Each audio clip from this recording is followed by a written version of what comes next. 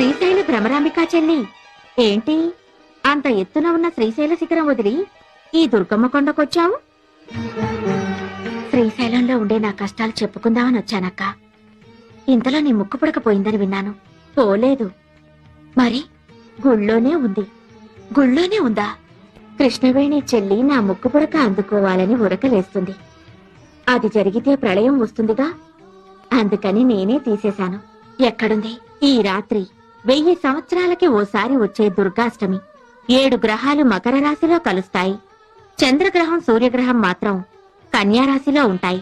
ఆదిశక్తి అపరజ్యోతియే ఆకాశంలో వెలుగుతుంది. త్రిమూర్తులు కూడా ఆ జ్యోతికి యజ్ఞశక్తిని ధారపోస్తారు. ఈ రాత్రి ఆ దివ్య గడియల్లో ఎవరైతే నా వ్రతం చేస్తారో వాళ్లకు నా ముక్కు పుడక దక్కుతుంది.